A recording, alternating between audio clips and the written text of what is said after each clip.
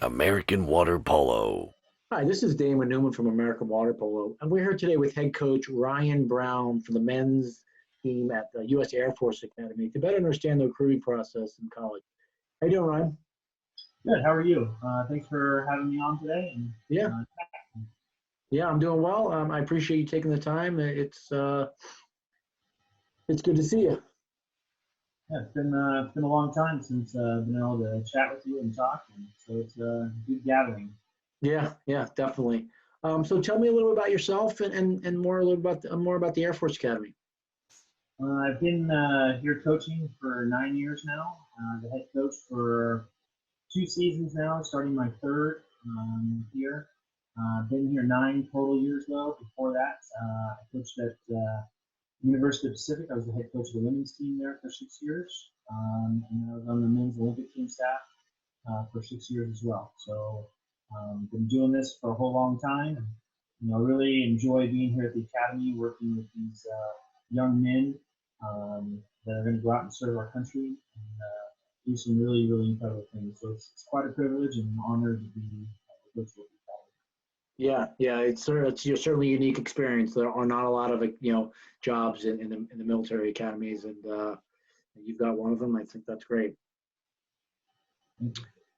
So tell me, how do athletes get recruited? How should they promote themselves? Take me through your experiences. Yeah, we usually have two main categories.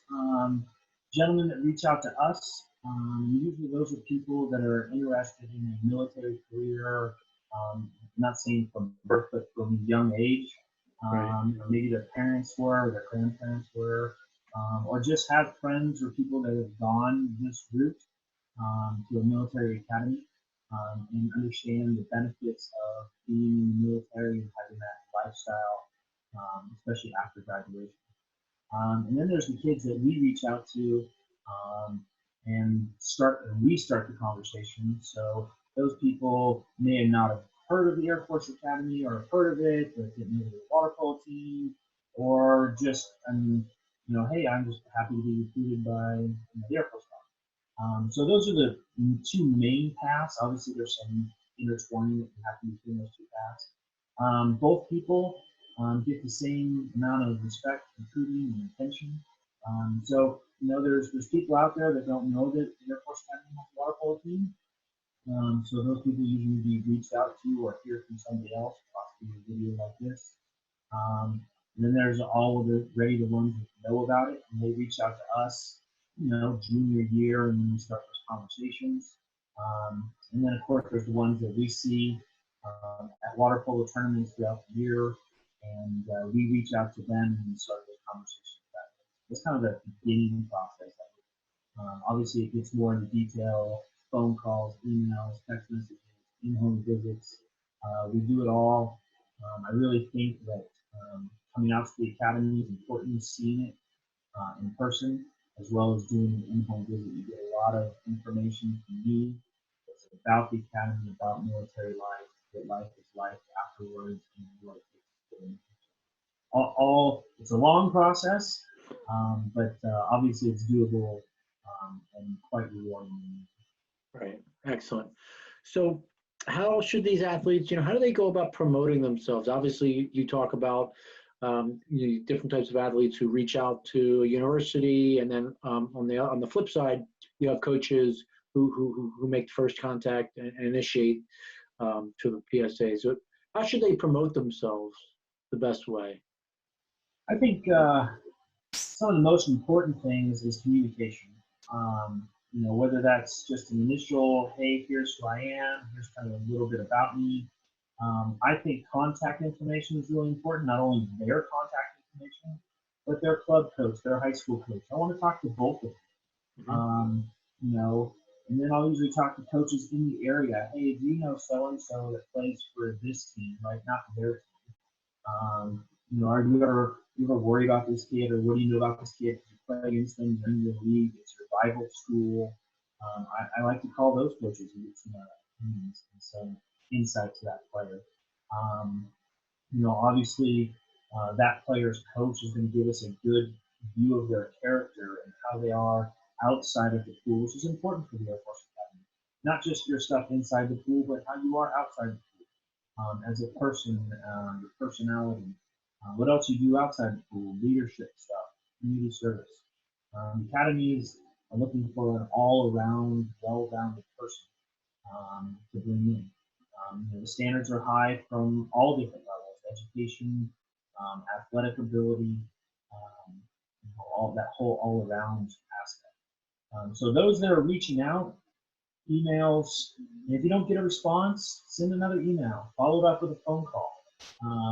We pride our staff on getting back to every kid that reaches out to us. Not going to not respond to somebody, even if they become below our threshold or I can't help them.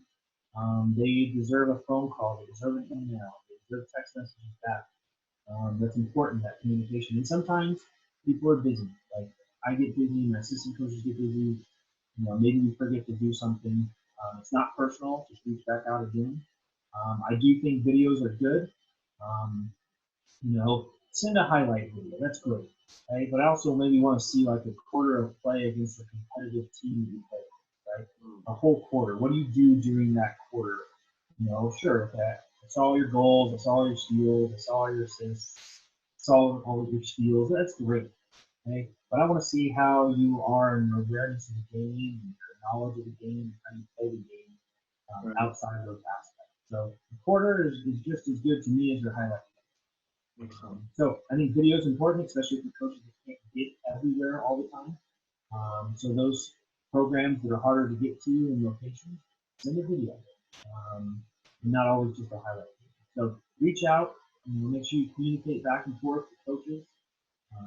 I think the communication is important. Great. So you also you talked a little bit about the academy and the whole round approach, and obviously a lot of other universities are looking for student athletes that kind of fit into that mold. What are some of the character traits that you think coaches are looking for in a PSA that they're going to potentially bring onto their team for maybe 5 years? I think the attitude, the approach to the game. Are you a student of the game? Are you selfish? Are you the best player on the team? Are you the worst player on the team? Are you somewhere in the middle? How are you as a team? I think that's important. So, how you carry yourself, confidence in the game, but confidence in yourself. And showing that you do more than one thing, right? I mean, being a student athlete is being a student and an athlete.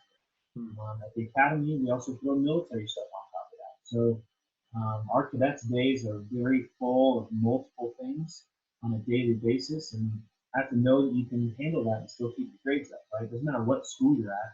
If you don't make the grades, you're not playing. So being able to balance, time manage, are critical skills that you need to look for in these kids. And sitting at home, talking to them and their parents, you can gather some of that information. How are they at time management and focusing on things that are important and what they need to be focused on, as well as are they doing stuff out in the community? Knowing that there's something bigger than just themselves, they have to be able to branch out to, which is important to do. Yeah, those are all very important factors when you're looking for a PSA, because you're going to be working with them for a lot of the time. You're going to be dealing with the coach and the assistant coach, and you're getting a lot of FaceTime among a lot of other things. Right. So you talked a little bit about communication. You have an athlete who's, say, getting ready to make a phone conversation. You have that initial phone call with the coach. What do you recommend they do to prepare for that? I think a couple things that I like when I talk to these young men is I like them to have a couple of questions about my program or about my school, right? And not maybe just surface level stuff, but maybe a little bit more in-depth question. It doesn't have to be 10, but just 1 or 2 is fine. That really shows that they are interested in the program and the school. That it's not kind of just, hey, I'm calling 30 coaches and I just want to talk to everything. And they may do that for all 30 coaches, have a couple questions, that's fine. But at least it makes me feel like they're a little more interested.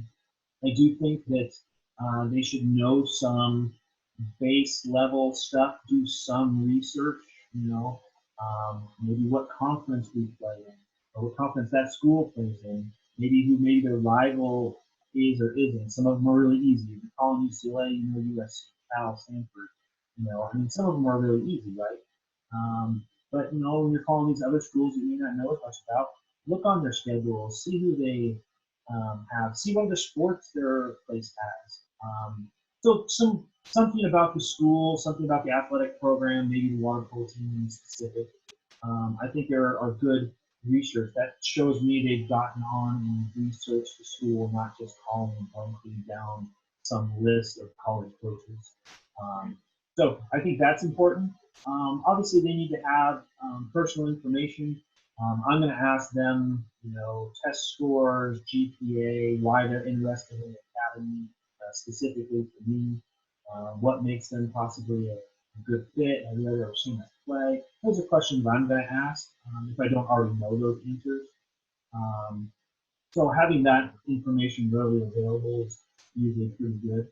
Or, hey, I haven't taken the SAT or ACT yet. That's fine. At least you have an answer, type of thing. So I think just having some base knowledge before they go into those conversations is really good.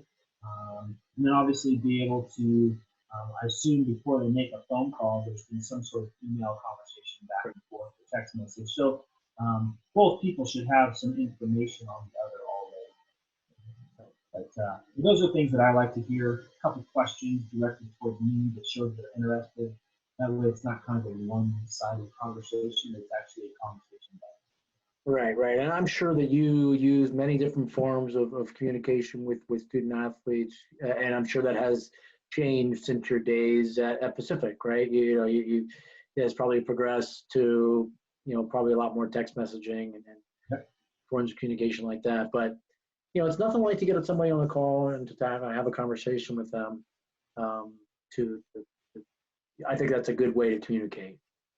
So do I. I mean, I know when I was first at UOP, it was phone call after phone call after phone call after phone call. Now the phone calls are still happening, but I'd say there's a lot of text messages in between those, as well as emails between those phone calls, which is great.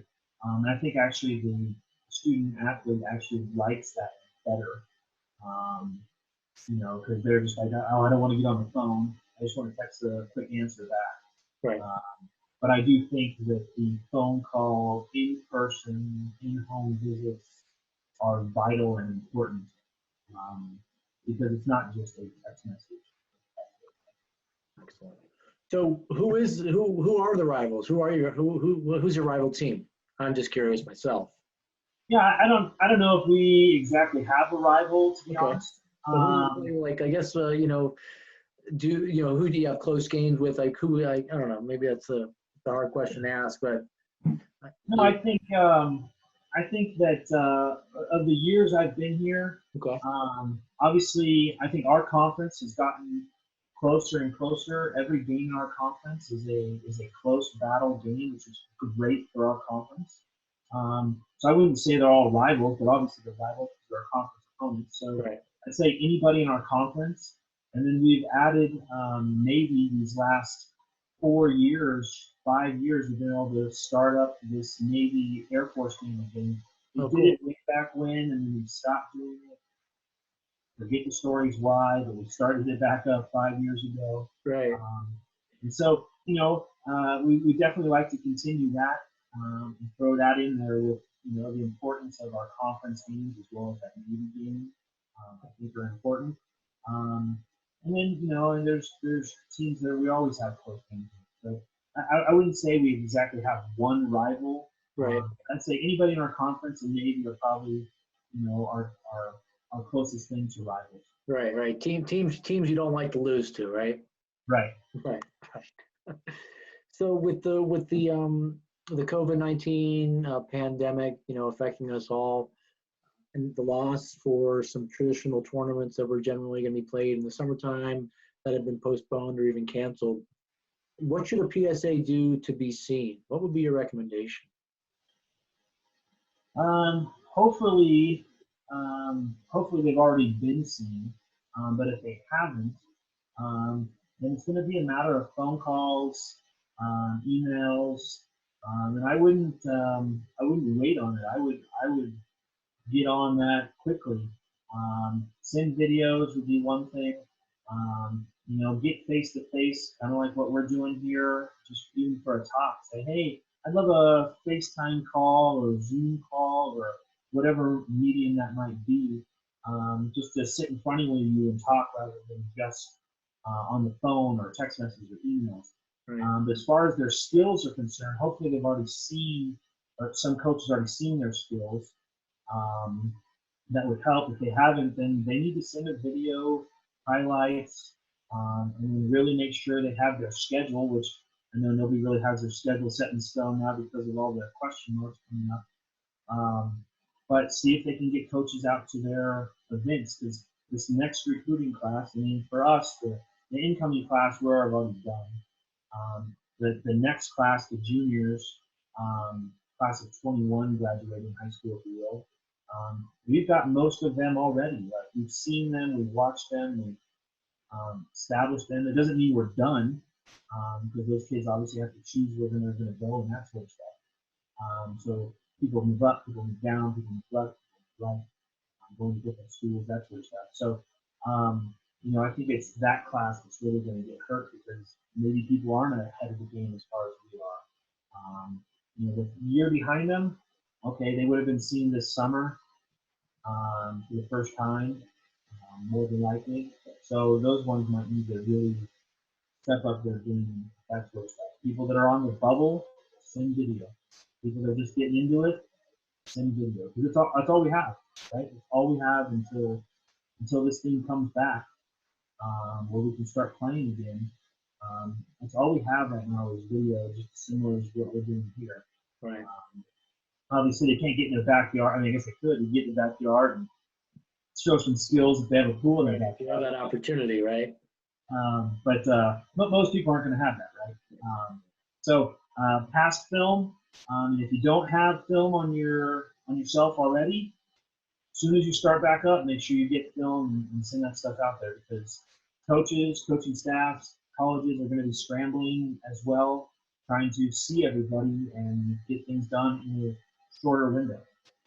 Right. Yeah, that's very true. It's very true. So what's a common misconception about the recruiting process that parents might have or that athletes might have? What's been your experience?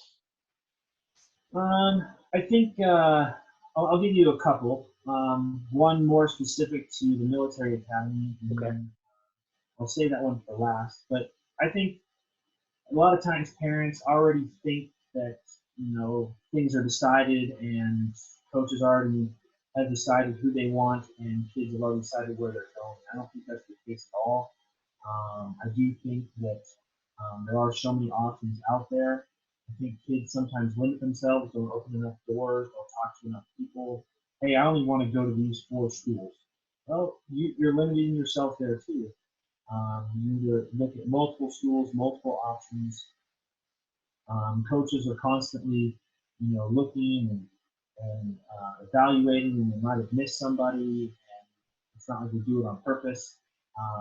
Try to see as many games as we can. Us specifically, it's hard because of our travel, how close we are to different places that have tournaments going on. We can't just walk down the street, leave practice early, and go to a game down the road on the way home. I don't have that ability. Some coaches do because they live close to the high school to play, and that. The schools you might be interested in might not even be anywhere close to where you live or play. So it's a travel for all those coaches. So I think that sometimes parents think that, oh, the coaches don't want me because they're not responding. The coach doesn't want me because the coach didn't reach out. I think that's a huge misconception as well, that, oh, because the coach didn't reach out to me, they weren't interested. Well, sometimes the coach might have missed you, didn't see you play, maybe saw you play once but was looking someplace else. It's important, I think, for kids to reach out and continue to reach out. I think sometimes now kids are, I'm only going to go to schools that want me, that call me, rather than them doing the work to call first. I think there's a misconception there, Okay. that the coaches don't always get to everybody, and they So I think that's one. I think that, hey, coaches' minds are already made up. I don't think that's the case at all. And then the kind of last one I would leave for the group is the military side of things. Constantly when I sit in people's homes and talk to them, oh, we thought the military was completely different. We thought you're carrying around guns, shooting, kicking down doors. My kids are going to be on the front line. That's not what it. That's not what it means to go to the Air Force Academy. It's serving our nation in the capacity of the Air Force. Doesn't mean you're on the front lines, holding a rifle in a ditch. Right. I think that side is, what does a military life really mean? What is serving 5 years at a minimum after I graduate? What does that really mean? I think is where people have a huge misconception of the Air Force Academy specifically. So I think that's a huge misconception. Okay, cool. Excellent. Yeah, that's great information. Hey, Ryan, one last question. For an athlete that's interested in playing water polo beyond, high school, what should their first step be, really? I think the number one step, obviously, while you're still in high school, is you need to keep your grades up, make sure you're studying for the national tests, and make sure you're playing as much high school and club water polo as you can, as well as swimming. You really need to reach out to the schools that you're interested in. And find out information about those schools. Talk to former players of those programs or former players of your program that went on to college and what a great experience it was. And possibly, hey, where would you suggest I go? What are some different schools out there that you played against? To get a whole list of the schools that are out there and what your interest might be. So I think the first step is, reach out to schools, contact coaches. All of us have our emails and office phone numbers, if not cell phone numbers, out there on the web that are accessible. I think that's the first step: is be willing to reach out and on multiple platforms of communication. You're bound to get a response somewhere or something. Excellent. Well, this has been Ryan Brown from the U.S. Air Force Academy, giving us more information about the college recruiting process. This is Damon Newman from American Water Polo. Follow us on Instagram, Facebook, and AmericanWaterPolo.org.